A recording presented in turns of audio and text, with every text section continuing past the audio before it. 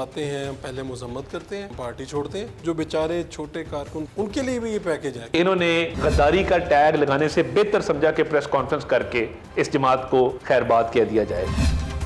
इमरान खान साहब इस सारे मामले के पीछे कहीं पे आपको नजर आते हैं? नवाज शरीफ साहब उम्रे पे भी जाते हैं, लंदन में कॉफ़ी भी पीते हैं, नहीं आते तो पाकिस्तान नहीं आते। नहीं, मैं ये समझता हूँ कि मियाँ जदों आएगा लाख पता जाएगा। ये हमारा एक नारा है। खुद निकल के प्रेस कॉन्फ्रेंस करते हैं या कोई इनको गाइड करता है? हो सकता है तरीन साहब का कोई इसमें लिंक हो। पे आप पे FIR हुई थी कि इमरान खान की वाजिबुल कत्ल वाली बात ना भूलना। आपने कहा था कि ये बात ना भूलना। मुखालफिन क्या कर रहे थे? वो गाने बना रहे थे, नेक्स्ट स्टॉप अडियाला, एक रेड लाइन क्रॉस की, जिसका खमियाजा अब वो भी भुगत रहे, उनकी पार्टी भी भुगत रही। जो मसनूई तौर पे सियासी पार्टी बनाई गई, जिसको धक्के दे के बैसाखियों पे खड़ा किया गया था, वो कैसे डिसमेंटल हो रही है। आज का जवाब दो वज़ीर-ए-आज़म के मुआविन ख़ुसूसी और पाकिस्तान मुस्लिम लीग नून के सीनियर रहनुमा अताउल्लाह तारड़ के साथ। तारड़ साहब, आपका बहुत शुक्रिया, आपने वक्त दिया। बहुत शुक्रिया जी, आपका शुक्रिया, आपने वक्त लिया। तारड़ साहब, ये क्या है, अदालती जंग हो या सियासी, ये इतनी एनर्जी कहाँ से लाते हैं आप? मेरी जो ट्रेनिंग है वो क्योंकि स्टूडेंट पॉलिटिक्स में हुई और उस दौर में वकला तहरीक भी चल रही थी, एजुटेशनल पॉलिटिक्स भी देखी, कॉलेज के यूनिवर्सिटी के इलेक्शन भी लड़े, धड़ाबंदियाँ भी देखी, लड़ाई भी देखी, अमन भी देखा। तो जो आपकी सियासी ट्रेनिंग होती है वो आपका मेक और मॉडल डिटर्मिन करती है कि आपने आइंदा जाके सियासत करनी क्या है। तो मेरा ख्याल है एक कॉज में आपका यकीन हो और सिद्के दिल से आप एक कॉज को मानते हो तो वो आप खुद ही चल पड़ते हैं। और मैं कई दफ़ा कहता होता हूँ कि कई लोग बने क्राइसिस के लिए होते हैं, तो वो एक ऑटोमेटिक एक अंदर से इंसान की एक तड़प उठती है कि अगर मुश्किल वक्त है तो खड़े हो जाओ। तो मैं समझता हूँ कि ये अल्लाह ताला की ख़ास देन है। मैं अपने आप को खुशकिस्मत समझता हूँ कि ये एक मेरी तबीयत ऐसी है। ये मुश्किल वक्त से याद आया कि आज लोगों पे बड़ा मुश्किल वक्त है। कल आप पे भी आया था, आज उन पर है और कल आप पर दोबारा भी आ सकता है। तो क्या आप इसके लिए भी तैयार हैं? देखिए, हमने जब मुश्किल वक्त था बड़ी बहादुरी, दिलेरी, हिम्मत, हौसले से अल्लाह ताला के फजल से काटा। मगर हमारे मुखालफिन क्या कर रहे थे? वो गाने बना रहे थे, नेक्स्ट स्टॉप अडियाला, और कह रहे थे कि जी इनके प्लेटलेट्स हैं, कि ये कोई और चीज़ है जो ऊपर नीचे होती रहती है, ये बीमार नहीं है, ये जाली रिपोर्टें हैं, इनकी बेगम बीमार नहीं है, जाली है।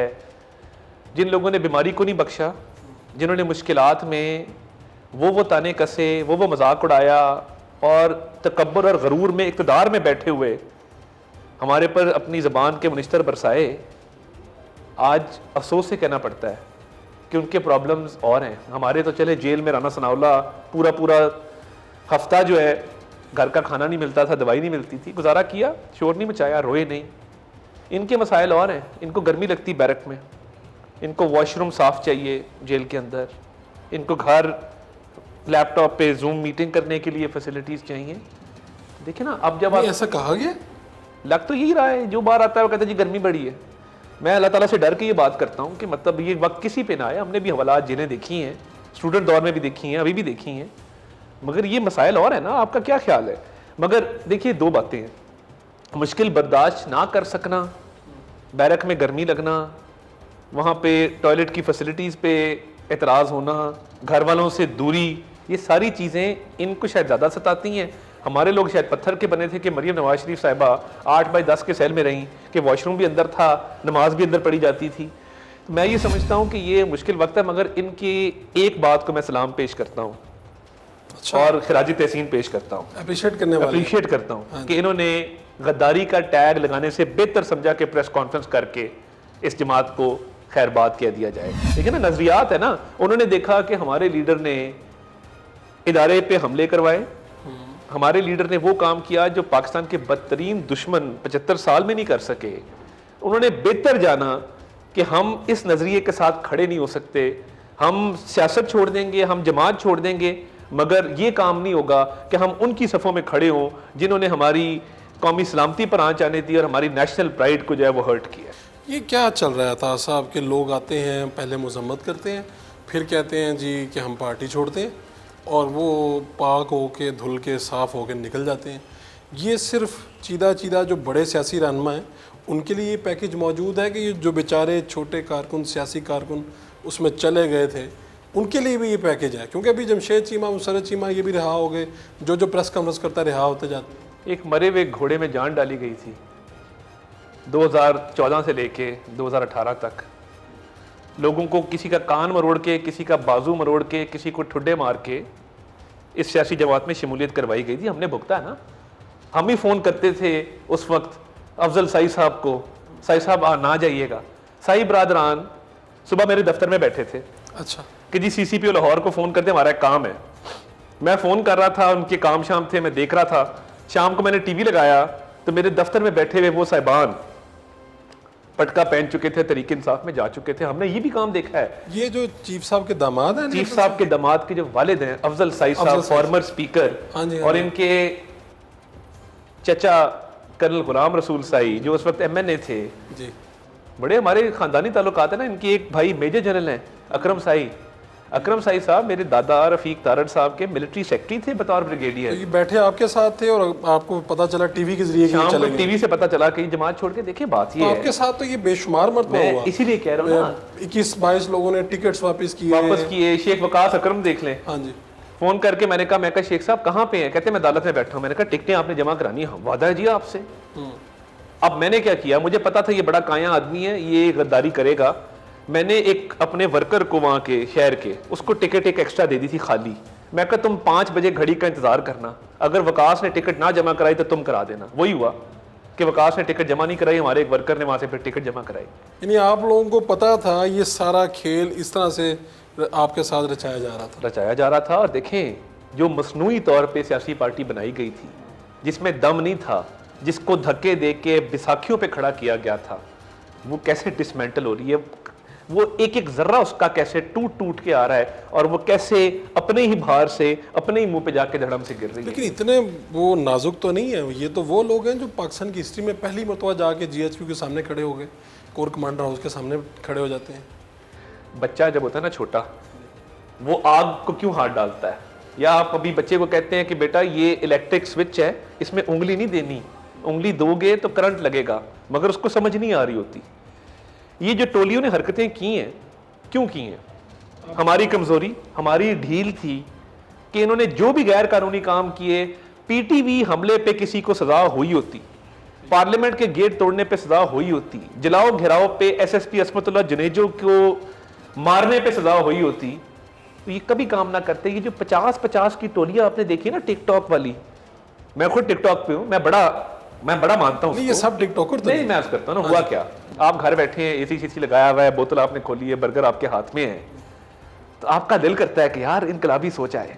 गर्मी में कभी मार नहीं ना खाई होती, कभी धक्के नहीं खाए होते। हम स्टूडेंट थे, वकला तहरीक में शिमला पहाड़ी के बाहर सोते थे, स्लीपिंग बैग डाला था, सुबह बसों के धुएं से आंख खुलती थी कि जी ये उठ के अब तहरीक में दोबारा जाना है और यहाँ से हिलना नहीं है। जैसे शम्मे शाहिद सिद्दीकी साहब एक मरहूम, उनके घर के बाहर हम 2 हफ्ते सोए कि उनको कोई इविक्ट ना कर सके। कहने का मकसद ये है, कीबोर्ड के आगे बैठ के ठंडे कमरे में उसको लान तान करना जो अपने ख़ानदान से, फैमिली से, घर बार से दूर सरहद पे खड़ा, बंदूक थाने खड़ा है, सीना अपना तान के, ये बड़ा आसान काम है। कॉन्सिक्वेंसेस का नहीं पता था, सजा कभी मिली नहीं, तो इन्होंने वीडियो बनाई। वो एक हाशिर लड़का लाहौर का, आपने देखा होगा, IT का बेचारा वो पढ़ रहा था, वॉल्टन रोड का रहने वाला है। वो देखे ना वो क्या, हम आ गए हैं, इनकलाब मुबारक को। अब वो बेवकूफ है ना, बच्चे हैं, 50-50 की टोलियां हैं। उनका ख्याल था कि यहाँ से कोर कमांडर हाउस से गार्ड हट गई है तो इनकलाब आ गया है, अब इसके बाद हम टेक ओवर कर लेंगे पूरा मुल्क। आप लोगों ने ट्रैप में लेके आए हैं। आप नहीं, मैं लोगों ने ट्रैप नहीं समझता। मैं समझता हूँ कि जब आप एक गाड़ी चला रहे हो, 180 की स्पीड पे उसकी ब्रेकें ना हो, एक्सीडेंट ही उसका मुकद्दर था और होना था, मगर ये अफसोसनाक तरीके से हुआ है। और मैं ये भी समझता हूँ कि जो ये हुआ है अनहोनी है, पाकिस्तान की तारीख में कभी नहीं हुआ। दुश्मन ने ये ख्वाब जरूर देखे, मगर आपने उन बच्चों को या उन औरतों को, खदीजा शाह है फॉर एग्जाम्पल, वो देखना। अच्छा, मुझे इस पर भी इतराज है, मेरे जैसी औरत, भाई तुम ऊपर से उतरी हो, तुम कोई तुम्हारे मतलब साबिक आर्मी चीफ की नवासी? नहीं, मैं कहता हूं वो जिस मर्जी की नवासी हो, जिस मर्जी की वो बेटी हो, जिस मर्जी की वो नवासी हो, उसको कोई हक नहीं था कि वो कोर कमांडर हाउस के बाहर जाके वीडियो बनाती और लोगों को इंसाइट करती वायलेंस पे। अब क्या हुआ, अब जेल जाना पड़ा है। पहले टैक्स एविजन करती रही हैं, वो इनका एक ब्रांड है, 35-35 लाख के जोड़े बेचती हैं। कभी जिंदगी में मुश्किल नहीं देखी। बाप फाइनेंस मिनिस्टर आया पंजाब का, सारी उम्र मौज की है, रावलपिंडी रिंग रोड स्कैम में वो हेड था उस कमेटी का। तो ये लोग इसी जोन में निकले ना कि हम ताकतवर है, हमें कोई कुछ नहीं कहेगा। देखिए भुट्टो साहब ने क्या किया था। भुट्टो साहब ने एक ऐसी क्लास को अवेयरनेस दी थी जो पिसा हुआ तबका था, जो हैव नॉट्स थे, वो खड़े हो गए एक साम्राज्य निज़ाम के खिलाफ, इंडस्ट्रियलिस्ट के सामने, बड़े जिम्मेदारों के सामने किसान खड़े हो गए। इन्होंने क्या किया है, इन्होंने हैव्स को अवेयरनेस नहीं दी, खड़ा तो किया, बदतमीजी दे दी। और उनको था कि हम और थाना, हम और जेल हो ही नहीं सकता। मेरे जैसी औरत जब उसने कहा, उसका क्या मतलब था, एक प्रिविलेज है इस मुल्क में कि हमें कुछ नहीं हो सकता, हम कोर कमांडर हाउस जला दें, हम जिस मर्जी को मार दें।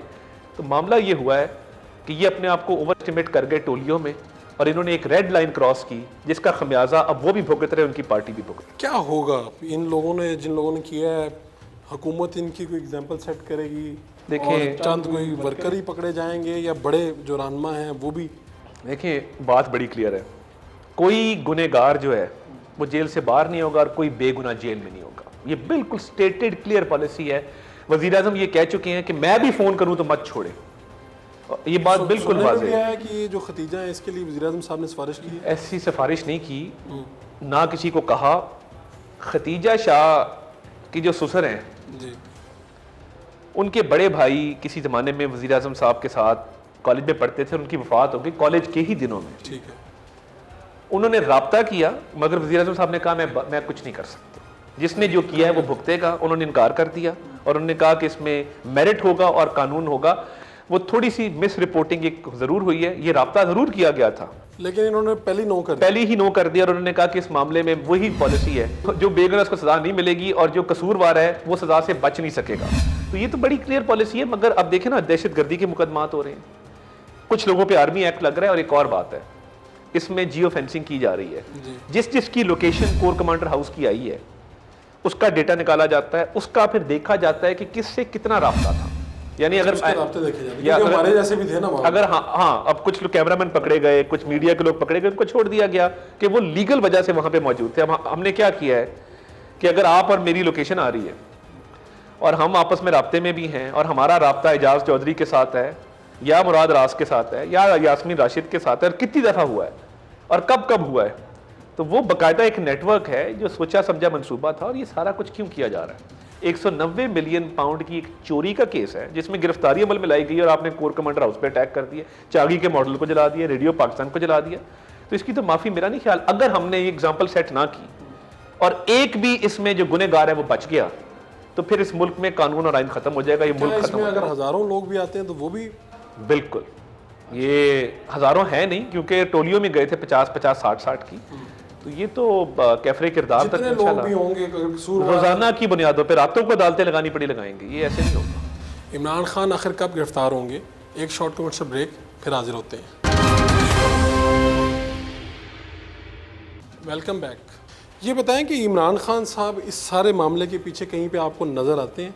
इदारों को तो लगता है कि वो इमरान खान साहब हैं, अगर आपको भी लगता है तो क्या ऐसा मसला है कि आप लोग उनकी गिरफ्तारी से गुरेज़ा हैं? देखिए, इमरान खान साहब इसके मास्टरमाइंड हैं। ये वो कह के गए थे, मुराद सईद ने जो कहा कि अपने अपने अहदाफ पे पहुँचें, अपने अपना हदफ अचीव करें, तो क्या मतलब था? शरियार अफरीदी की प्रेस कॉन्फ्रेंस के सीनियर लीडरशिप से बात हो गई है, अपने अपनी जगह पहुँचे, हम GHQ जा रहे हैं। मसला ये है, इमरान खान साहब इसमें सारे में आपको नज़र आएंगे हर जगह पे। यानी ये उनका हुक्म पे हुआ? उनको नो फ्लाई लिस्ट पे डाल दिया गया। अच्छा। उनको और बुशरा बीबी को तफ्तीश भी हो रही है, तहकीकात भी हो रही हैं। जैसे ही मामला आगे बढ़ेगा और इस बात में मज़ीद जो है वो इसको तक़वियत मिलेगी, तो फिर जो कानूनी रास्ता है वो अपनाया जाए। नो फ्लाई लिस्ट में आपने डाला, उन्होंने तो आपका तमस्खर उड़ाया। उन्होंने कहा मेरी कौन सी जायदादें बाहर हैं, मियाँ नवाज शरीफ की तरह बाहर चला जाऊँगा, मैं तो इधर ही रहूँगा। ये ठीक बात है। जो बच्चे 2 पैदा किए हैं, 3 तीनों बच्चे बाहर हैं, और वो पल कहाँ पे रहे हैं? ये तब बात करनी चाहिए थी ना जब एक सादिक खान पाकिस्तानी मुसलमान मेयर ऑफ लंदन के ख़िलाफ़ एक यहूदी जैक गोल्डस्मिथ की कैंपेन चलाने गए थे अपने फॉर्मर ब्रदर इन लॉ की।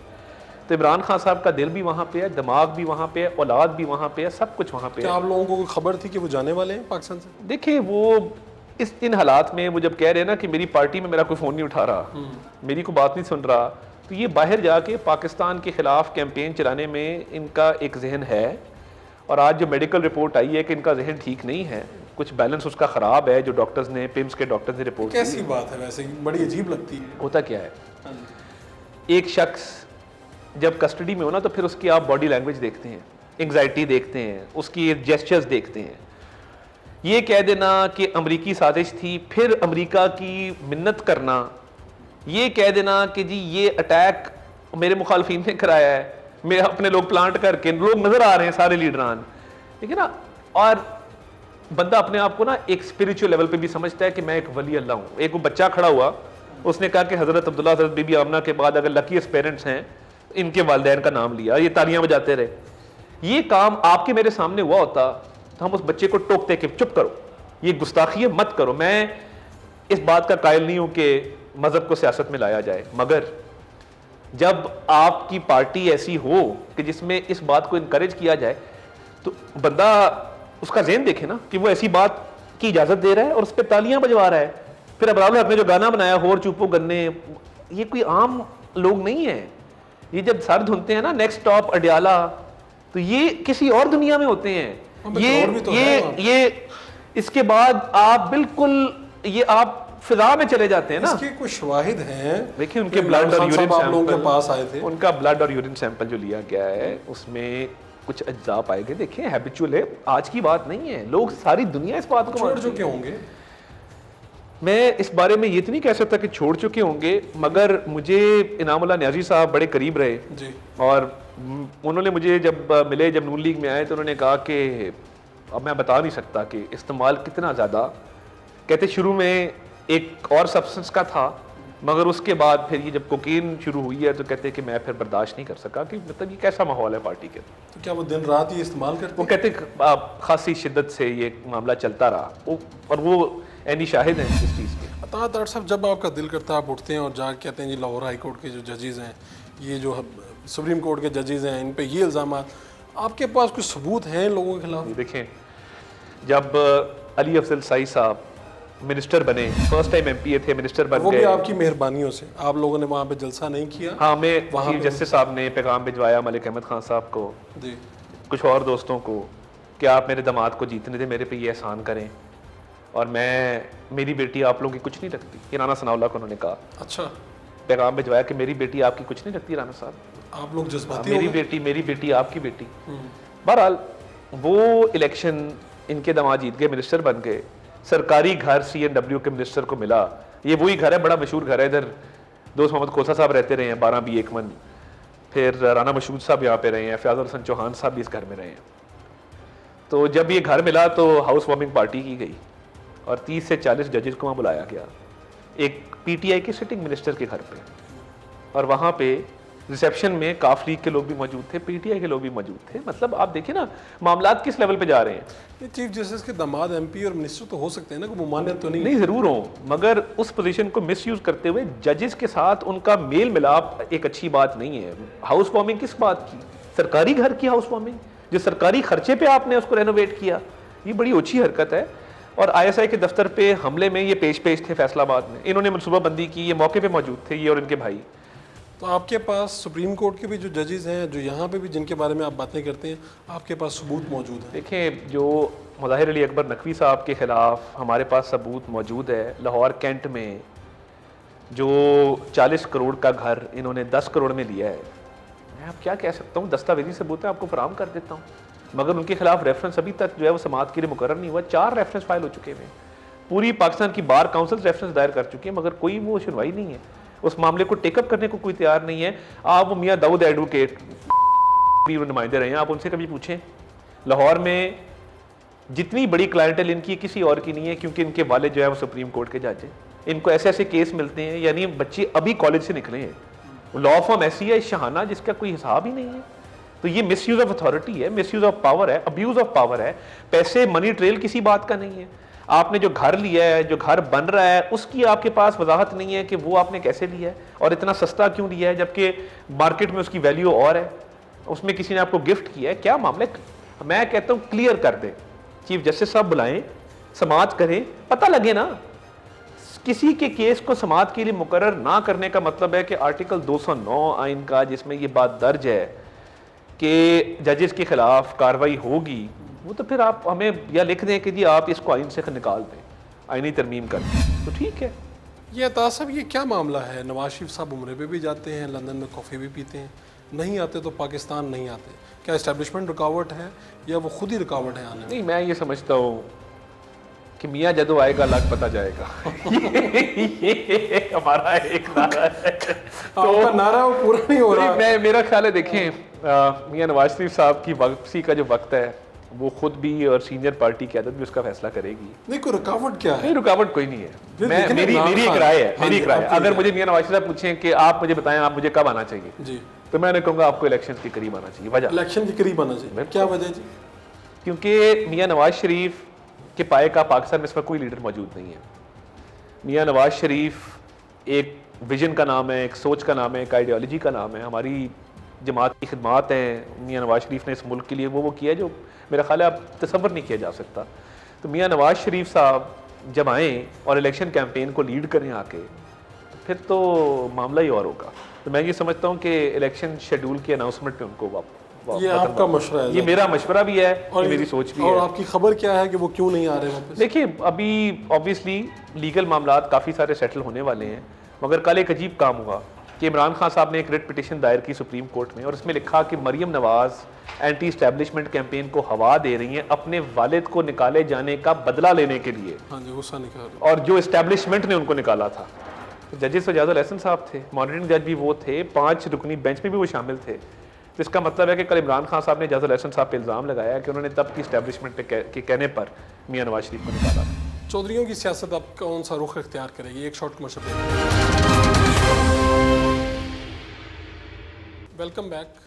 आप तो इन दिनों बड़े खुश होंगे, पाकिस्तान तहरीक इंसाफ का आप लोग मुकाबला नहीं कर पा रहे थे, और फिर वो अपनी गलती की वजह से उस स्टेज पे पहुंच गए कि जहां पे अब आपको समझ नहीं आ रही कि आपकी ओपोजिशन क्या होगी।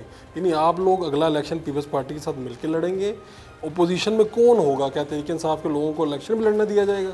मैं ये समझता हूँ कि एक मसनूई पार्टी जो बनाई गई थी, फिर पंजाब में 63A की गलत तशरीह करके उसको तूल दिया गया और फिर पैरों पे खड़ा किया गया।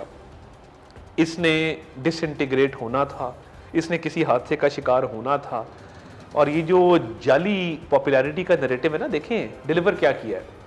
मियाँ नवाज शरीफ की हम बात करते हैं ना, लाहौर इस्लामाबाद मोटरवे से लेके, कराची लाहौर मोटरवे से लेके, आप एक एक चीज़ देख लें। इस मुल्क में बिजली के कारखाने, बिजली के मंसूबे, मतलब जितने बड़े प्रोजेक्ट्स हैं, आप लाहौर इंस्टीट्यूट ऑफ कार्डियोलॉजी भी जाएंगे, PIC, तो मियाँ नवाज शरीफ की तख्ती लगी होगी। आप जहाँ जाएंगे मियाँ नवाज शरीफ की तख्ती लगी हुई है। फाइबर ऑप्टिक से लेके इमरान खान साहब का एक कारनामा 4 साल में, सिवाय ये कि बीवी ने कहा जी 5 कैरेट की अंगूठी ले लो, मलिक रियाज को फलां फेवर दे दो, उससे फलां प्लॉट ले लो। तो ये जो 4 साल में नौजवान नस्ल की ब्रेन वॉशिंग के अलावा, रिश्वत लेने के अलावा, पंजाब में अपने दिल पे हाथ रख के मुझे बताएं उस्मान बुज़दार का क्या क्रेडिट, क्या क्राइटेरिया, क्या मेरिट था कि उसको वज़ीर आला लगाया गया, सिवाय इसके कि उसकी बीवी फरा और बुशरा मानिका का आपस में नेक्सस था, और इन 3 औरतों ने मिलकर ये मनसूबाबंदी की कि हमने पंजाब को दोनों हाथों से लूटना। ये अलकादी ट्रस्ट वाला जो केस है जो इमरान खान साहब के गले पड़ता जा रहा है, क्या इसमें लगता है कि हुकूमत मलिक रियाज साहब को भी गिरफ्तार कर लेगी? देखिए, इसमें नैब ऑर्डिनेंस के तहत नैब का केस तब बनाया जाता है जब कोई सरकारी शख्सियत इन्वॉल्व हो। बिजनेसमैन पे तब होता है जब चीटिंग पब्लिक एट लार्ज हो और उसमें उसका अपना क्राइटेरिया है। इमरान खान मरकजी मुलजिम है।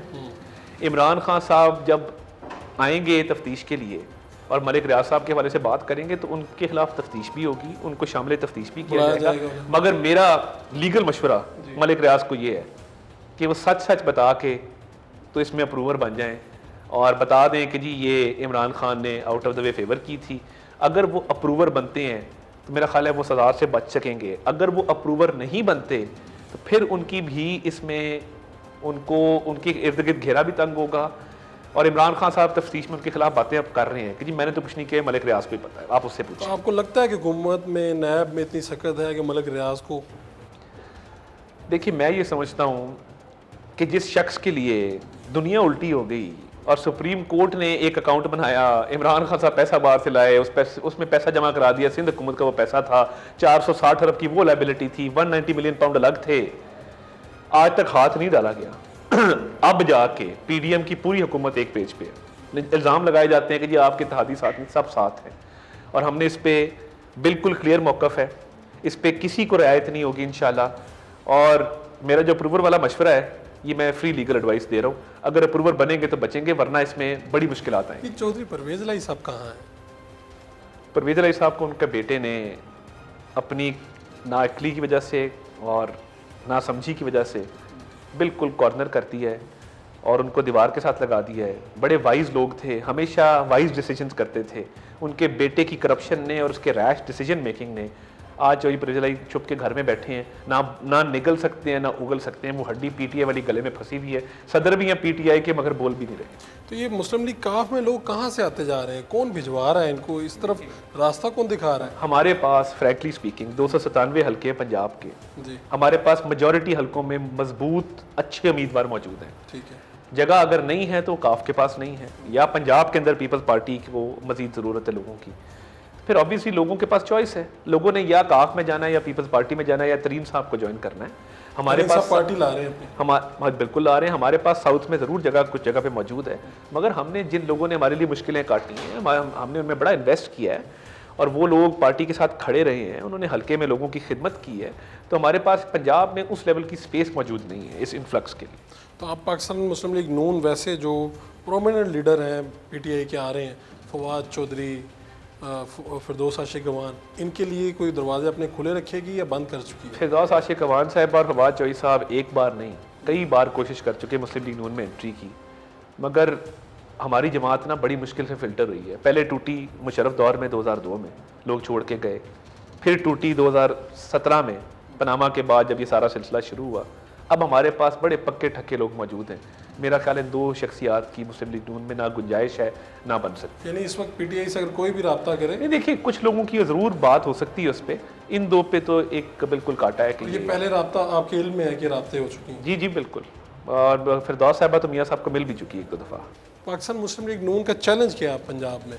यानी किसके साथ इलेक्शन लड़ना है, किसके खिलाफ लड़ना है? मैं ये समझता हूँ कि हमने खिदमत पे इलेक्शन लड़ना है कि जो 10 साल मियाँ शहबाज शरीफ साहब के थे, मियाँ नवाज शरीफ साहब की क़यादत में जो पंजाब में फार्म टू मार्केट रोड्स बनी, हस्पताल, स्कूल, कॉलेज, यूनिवर्सिटियाँ बनी, हम तो खिदमत का नारा लेके जाएंगे और वही पंजाब अपने अवाम को वापस लौटाएंगे जो 4 साल जिसका हाल कोई नहीं छोड़ा।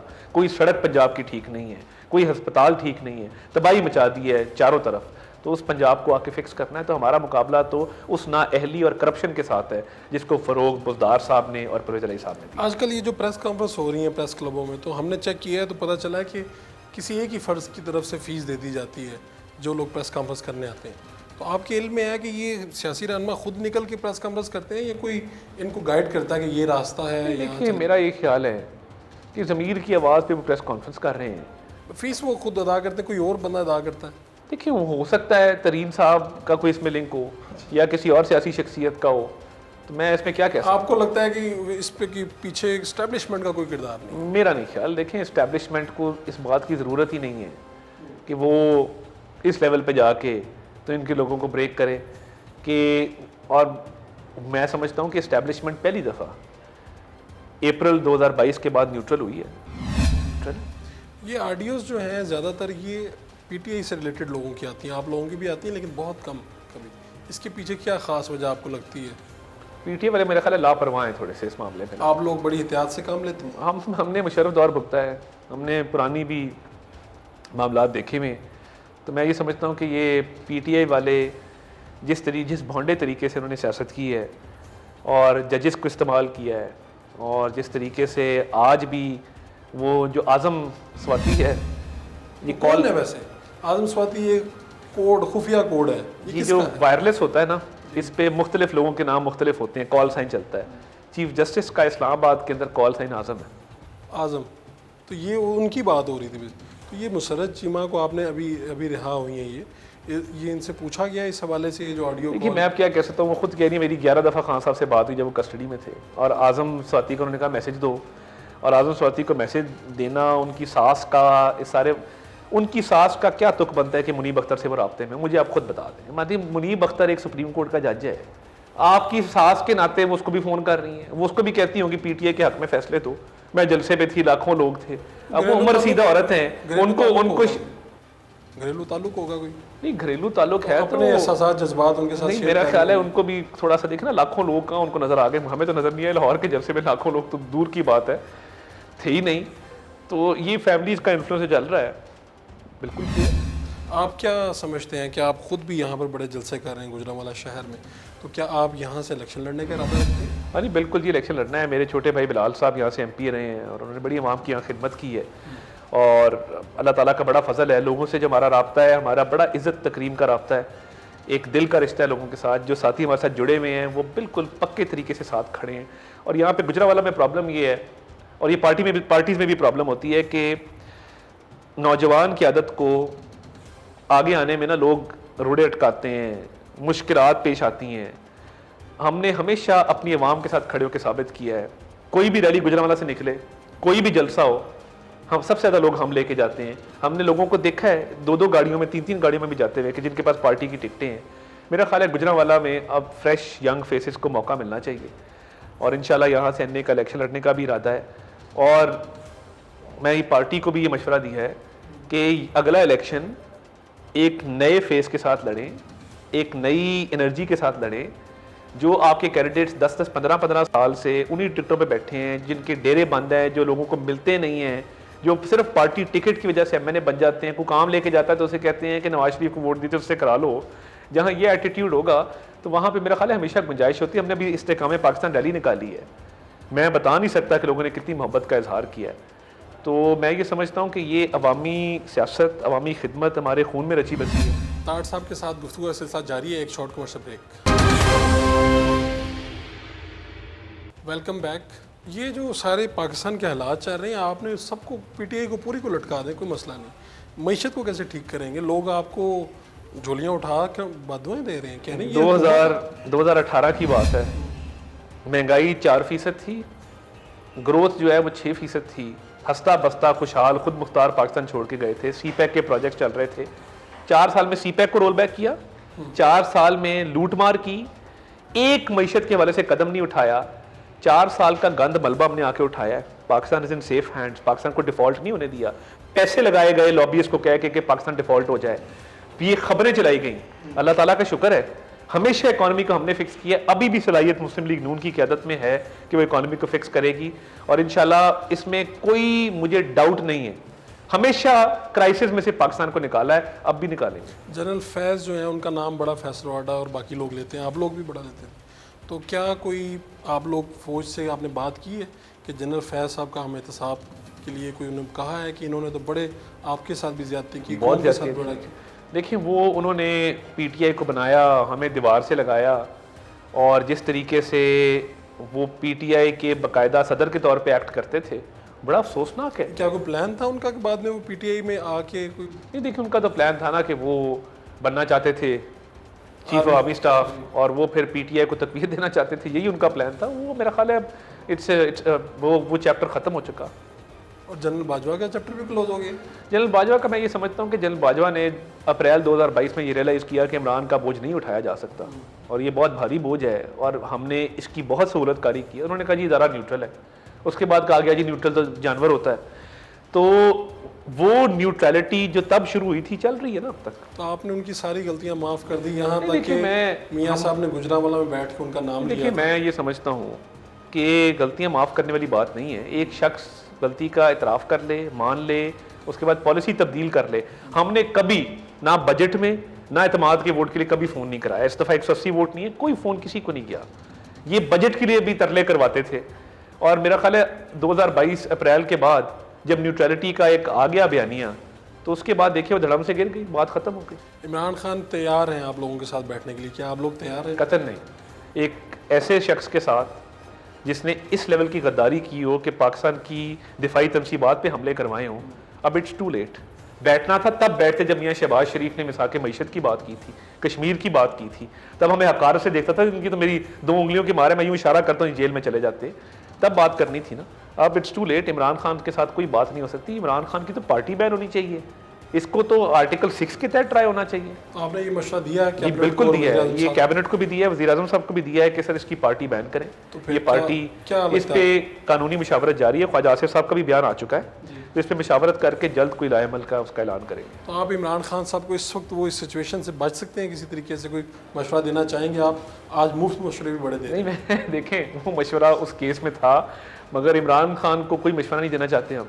इमरान खान ने ना सिर्फ मुल्क को तबाह किया, हमारे वैल्यूज़ को तबाह किया है, हमारे अक़दार को तबाह किया है, इस मुल्क की मईशत को तबाह किया है। पाकिस्तान और इमरान खान इकट्ठे नहीं चलते। आपसे हमेशा राब्ते करते हैं जिन लोगों ने नून लीग की तरफ देखना होता है, तो आपसे पीटीआई के कुछ लोग बड़े रुपोश हैं, उन्होंने कोई राब्ता किया है?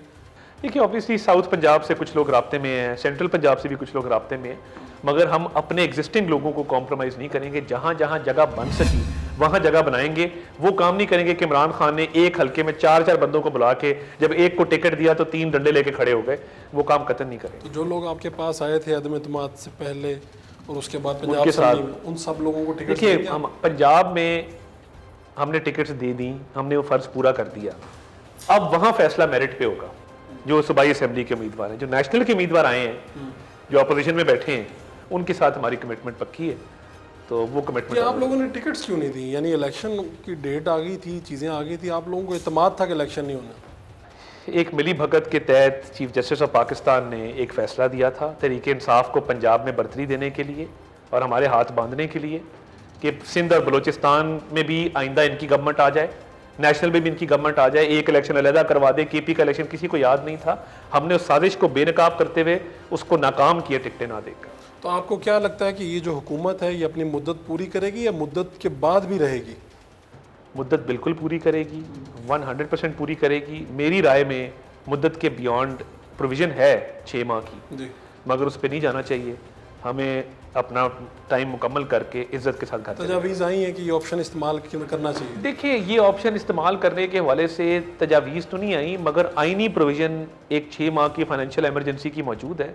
मगर फाइनेंशियल एमरजेंसी क्यों लगाएं? बजट हम दे रहे हैं, बजट दें, बजट दे के घर चले जाएंगे इंशाल्लाह। क्योंकि अब आपको लगता है कि आपका रास्ता तो साफ है, अब तो इलेक्शन हो जाना चाहिए इंशाल्लाह।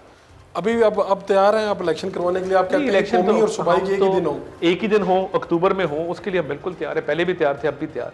मरियम नवाज साहिबा अब पार्टी को मुकम्मल तौर पे लीड करने की पोजीशन में और कर रही हैं, वही हो? जी बिल्कुल कर रही हैं। वो चीफ ऑर्गेनाइजर भी हैं, सीनियर नायब सदर भी हैं और उस हवाले से वो बड़ी मुतहरक भी हैं और मैं समझता हूँ बिल्कुल कर रही हूँ अपना भरपूर किरदार। आपके जो अगले वज़ीर-ए-आज़म के उम्मीदवार कौन हैं, शहबाज शरीफ साहब या मरियम नवाज? देखिए, अगली वज़ारत उज़्मा के उम्मीदवार के हवाले से पहले भी फैसले मियाँ नवाज शरीफ के थे, अब भी फैसले मियाँ नवाज शरीफ साहब। आपको क्या लगता है किसको होना चाहिए? जिसको मियाँ नवाज शरीफ कहेंगे। ये आप अपनी राय नहीं दे रहे? नहीं, मैं इसमें राय की बात नहीं है। मियाँ नवाज शरीफ साहब हमारे कायद हैं, पूरी पार्टी उनके डिसिप्लिन में है और ये इंतखाबात जब आएंगे तब देखा जाएगा। मगर ये बहुत कबल अज़ वक्त है कोई ऐसी राय कायम करना या इस पर कोई भी मशवरा देना। तो मैं ये समझता हूँ शहबाज शरीफ साहब ने बतौर वज़ीर-ए-आज़म जिस तरह ये इत्तेहादी हुकूमत चलाई है, बहुत ही मुश्किलों में चलाई है, बड़े अच्छे तरीके से चलाई है। मरियम नवाज शरीफ साहिबा का जो किरदार है बतौर चीफ ऑर्गेनाइज़र के, अवाम के अंदर जो मकबूलियत है, जिस तरह वो निकली हैं, पार्टी को फाल किया है, वो अपनी जगह लायक तहसीन। आज जाते जाते एक सच बोल देंगे, पाकिस्तान तहरीक इंसाफ को तोड़ने के पीछे आप लोगों का या एस्टेब्लिशमेंट का कोई हाथ नहीं है? देखिए, तहरीक इंसाफ बनी थी जिस तरह मैंने पहले कहा, अननेचुरल तरीके से, मसनूई तरीके से लोगों को खींच तान के घसीट के लाया गया था। तो वो जहाँ का खमीर था वो वहीं पहुंच रहा है। यहाँ पे आप पे FIR हुई थी कि आप लोगों ने कहा था कि वो इमरान खान की वाजिबुल कत्ल वाली बात ना भूलना, इस तरह की FIR का मतन था, कहा था आपने? वाकई आप नहीं, मैं हमारे एक वाइस चेयरमैन थे ज़िला हाफसाबाद के, राय कमर साहब, उन्होंने कहा कि जी इमरान खान पे हमला जो है वो ठीक हुआ था और मैंने और सायरा अफजल तारड़ साहबा ने स्टेज पे रोका। उससे पहले आपने कहा था कि ये बात ना भूलना, ये करना वहाँ पे बात। ये FIR का मतन है। मैं हाफसाबाद जब जलसे पे पहुंचा तो मुझे नहीं पता था क्या बात होनी, इन्होंने बात की तो मैंने रोका, मैंने कहा ये बात ना करें। वो बाज नहीं आया। वो FIR होती है ना, तो कहते हैं कि वो बंदा कत्ल है ना, फरूख साहब भी ललकारा पा दो, कहने भी ललकारा मारे ऐसी जी पै जाओ। तो मैं ललकारे वालों में उन्होंने मुझे शामिल किया झूठे तौर पे। कत्ल ऐसी बात नहीं थी। हम इस चीज़ में ना बिलीव करते हैं, तशद्दुद की सियासत में ना इसको कभी फ़रोग़ दिया है। आपका बहुत बहुत शुक्रिया। थैंक यू भाई, बहुत शुक्रिया।